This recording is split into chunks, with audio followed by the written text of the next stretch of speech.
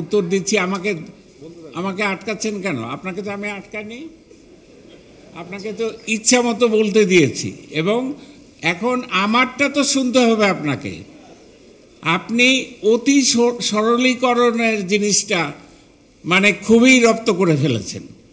এগুলো তো একেবারে ওভার সিম্পলিফিকেশন। এইভাবে ইকোনমি চলে নাকি? হ্যাঁ, আমরা সব ছোট হয়ে গেলাম, আমাদের সব শেষ। কোথায়? এগুলো না, আরও একটু পড়ে টড়ে আসবেন।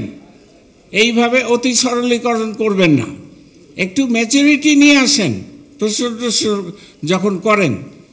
অর্থনীতির আকার ছোট হয়ে গিয়েছে, এই কথাটা আমার মনে হয় সরকারের কট্টর সমালোচকেরাও বলবেন না। অর্থনীতি রিট্র্যাক্ট যখন করে, রিসেশন যখন হয়, তখন হচ্ছে অর্থনীতির আকারটা ছোট হয়।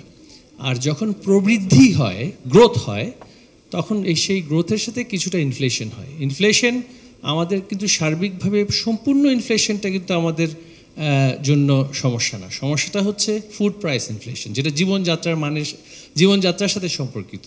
সেটা জ্বালানি যে মূল্য জীবনযাত্রার সাথে সম্পর্কিত সরাসরি যেগুলো ইনফ্লেশন, সেগুলো হচ্ছে আমাদের জন্য চ্যালেঞ্জ। সেগুলোর জন্য অলরেডি আপনারা জানেন যে সামাজিক যেই সোশ্যাল সেফটি নেট, সেটা কিন্তু আরও বৃদ্ধি পেয়েছে। তাই অর্থনীতি সংকুচিত হয়েছে এই কথাটা একেবারেই সঠিক নয়। অর্থনীতির প্রবৃদ্ধি হচ্ছে, এবং প্রবৃদ্ধির একটি পার্শ্ব প্রতিক্রিয়াই বলতে পারেন, বা প্রবৃদ্ধির সাথেই যেটা হচ্ছে সেটা হচ্ছে ইনফ্লেশন একটু হবেই। অ্যাসেট প্রাইসের ভ্যালুয়েশন যেটা, সেটা বাড়বে, আর অন্যান্য জিনিসের দাম বাড়বে। তবে যেই জিনিসগুলোর দাম নিয়ন্ত্রণের মধ্যে রাখতে হয়, সরকার সে ব্যাপারে সবসময় সচেষ্ট। আর আমাদের দেশে যে ফুড প্রাইস ইনফ্লেশনের যে কথাটা বলা হচ্ছে, সেটা আমাদের কিন্তু একটা জিনিস মাথায় রাখতে হবে, যে আঞ্চলিক মানদণ্ড যেটা, রিজিওনাল স্ট্যান্ডার্ড অফ ইনফ্লেশন যেটা হচ্ছে, সেখানে কিন্তু আমাদের ফুড প্রাইস ইনফ্লেশন এবং পার্শ্ববর্তী দেশসমূহ, ভারত বা আমরা যদি বলি আশেপাশের দেশসমূহ, সেখানে কিন্তু ফুড প্রাইস ইনফ্লেশনের ক্ষেত্রে কাছাকাছি মাত্রায় কিন্তু আছে। এত বেশি পরিমাণ, আমরা যদি বলি যে আমাদের 15% যদি আপনি যেটা বলছেন, সেটা আসলে তথ্যগতভাবে কোথা থেকে আপনি পেয়েছেন আমি জানি না, তবে সেটা তুলনামূলক আপনাকে বলতে হবে পার্শ্ববর্তী দেশসমূহে। আর যেই সমস্ত দেশ থেকে আমরা সোর্স করি, সেখানে কতটুকু ইনফ্লেশন হয়েছে।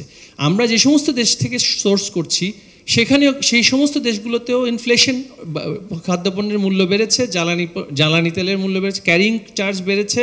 তো সেই ক্ষেত্রে আসলে ইনফ্লেশনটা সার্বিকভাবে না বলে আমাদেরকে ফুড প্রাইস ইনফ্লেশনটা, কনজিউমার প্রাইস ইন্ডেক্স যখন আপনি হিসাব করবেন, তখন তো ফুড প্রাইস ইনফ্লেশনটাই সবচেয়ে চ্যালেঞ্জিং হয়। তো সেটাই হয়েছে। তবে রিট্র্যাকশন হচ্ছে, রিসেশন হচ্ছে, আমরা তো রিসেশনের আশেপাশেও নেই। আমাদের গ্রোথ টার্গেট হচ্ছে এখন রেট অফ গ্রোথ, আমরা বলছি 6%, অর্থাৎ আমার ইকোনমি কিন্তু expanding.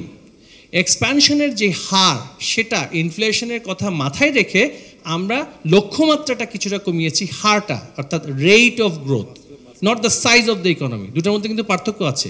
Size of the economy will keep expanding even if it is 1% growth.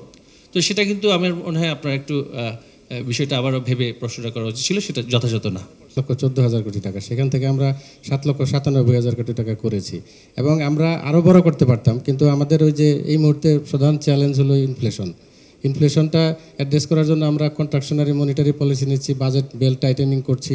আমাদের ওই লক্ষ্যমাত্রা অনুযায়ী আমরা এই কারণে বাজেটটা আরও বড় না করে এই সাইজে রেখেছি। কিন্তু আমাদের ওই যে মাননীয় শিক্ষামন্ত্রী মহোদয় যেটা বললেন, যে ইনফ্লেশনটা আসলে একটা, মুখে অনেক কিছু বলা যায়, 10%, 15%, অনেকেই বলে যে 12, 13, 14, 15, 16% বলে।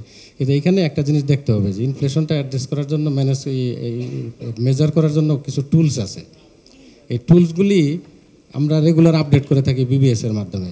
এবং আমাদের এই যে সিপিআই ইন্ডেক্স যেটা বলে, কনজিউমার প্রাইস ইন্ডেক্স, এইটার যে ওয়েট দেওয়া আছে, ওয়েটটা কিছুদিন পর পরে আপডেট করে এবং রেগুলার বেসিস এটাই করা হয়। এখানে কোনো ধরনের সুযোগই নাই এটা করার, মানে অন্য কোনো কিছু হওয়ার। এবং সেই কারণে আমরা দেখেন যে আমাদের এই যে আমরা যে মনিটারি পলিসি টুলস এবং ফিসকাল পলিসি টুলসে যেটা করেছি, সেটা হলো যে ডিমান্ড সাইডকে অ্যাড্রেস করেছি। ডিমান্ড সাইডকে অ্যাড্রেস করলে আমাদের যেটা কমে সেটা হলো নন ফুড ইনফ্লেশনটা কম থাকে, এবং আমাদের আপনারা দেখেন যে নন ফুড ইনফ্লেশন কিন্তু অনেক নিচে আছে, কিন্তু ফুড ইনফ্লেশনটা বেড়ে গেছে। আমাদের বাণিজ্যমন্ত্রী মহোদয় যথাযথই বলেছেন যে আমাদের সাপ্লাই চেইনে একটু আছে, ডিস্টরশন আছে, সেটার জন্য আমরা সমন্বিতভাবে প্রচেষ্টা করছি। আবার আমরা যেই সমস্ত এই যে প্রথমেই একজন বলেছিলেন যে ওএমএস এর সরবরাহ কমে গেছে, আসলে কিন্তু কমে না, আমরা রেগুলার বাড়িয়ে যাচ্ছি, এবং আমাদের মূল উদ্দেশ্য হলো যে ইনফ্লেশনের কারণে যে টার্গেটেড পপুলেশনটা ক্ষতিগ্রস্ত হচ্ছে